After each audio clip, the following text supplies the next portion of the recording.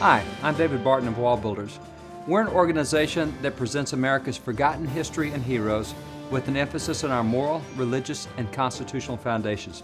We have here a library of more than 100,000 documents that predate 1812. We have thousands of the original handwritten documents of folks like George Washington and John Adams and Thomas Jefferson and others. And one of the things that stands out about what the founders talked about was faith, particularly religion and morality. Let me show you an example. This is George Washington's farewell address. This is from 1796.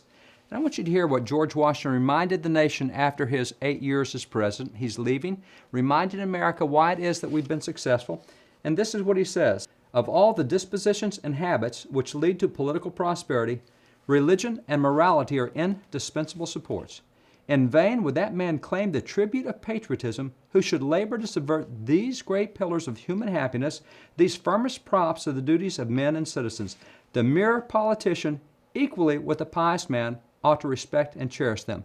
Now, according to George Washington, that which has made our politics prosper has been religion and morality. Washington says that he won't let someone call themselves a patriot if they try to remove religion and morality from public life. And he says it doesn't matter whether you're a preacher or whether you're a politician, you need to support religion and morality. Now, we certainly have not seen our politics go that way in recent years. It's interesting, our heritage is that way. One indication of how important religion and morality was in America is seen by our early artwork.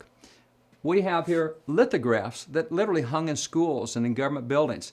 Of course, George Washington in prayer at Valley Forge, or this one. This is the first prayer in Congress, 40 founding fathers, 1774 when Congress first got together. Historical records indicate they may have prayed up to 2 hours. John Adams indicates they studied 4 chapters of the Bible that morning in Congress. A lot of religion and morality. You find the same thing with original documents like this. This is from John Hancock. This is one of 22 times that he called the state of Massachusetts to pray. Now, following John Hancock as governor, you had Samuel Adams, the father of the American Revolution.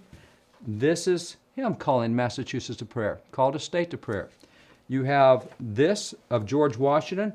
This is the nation's first Thanksgiving proclamation done by President Washington, calling the people to remember God. You have this one from John Langdon. He's a signer of the Constitution. This is a call to prayer for his state of New Hampshire when he's governor.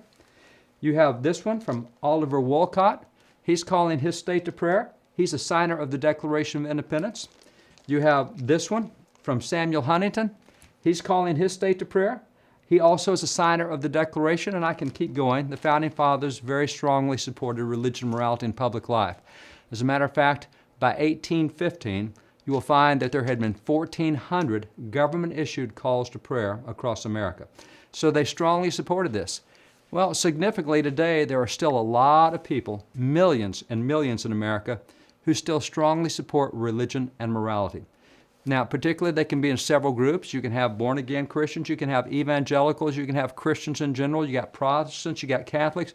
But when you take a look at evangelicals, they're the most active politically of all those constituents. They're made up of all races. They're made up of Catholic and Protestant. And actually, evangelicals are a full 25% of all voters in any general election in November, whether it's presidential or non-presidential. But in primary elections, evangelicals are even a stronger bloc. They represent up to 50%, for example, of Republican primary voters, that one bloc. And isn't it interesting that that one bloc is most often ignored by both parties, or it has been. The good news now is the Republican National Committee is no longer ignoring evangelicals or people of faith. There is now a website called GOPfaith.com that now focuses on people of faith. People of faith can have a huge impact in elections. As a matter of fact, they're probably one of the most underperforming groups that are out there by way of voter registration and turnout. We know that roughly of Christians, about half of them are not registered, and that in any given election, about half of the registered ones vote. So we're leaving 3 out of 4 votes generally on the table in most elections, and that's something that can change. And now with the Republicans reaching out and saying, hey, we're very comfortable with faith people, we want them involved, you have been involved, you've been the basis of America from the beginning, it gives us even a stronger reason to get involved in our churches to move people forward to support, as George Washington said, our foundations of religion and morality.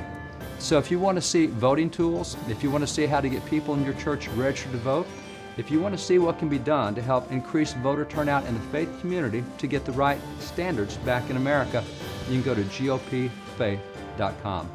God bless you.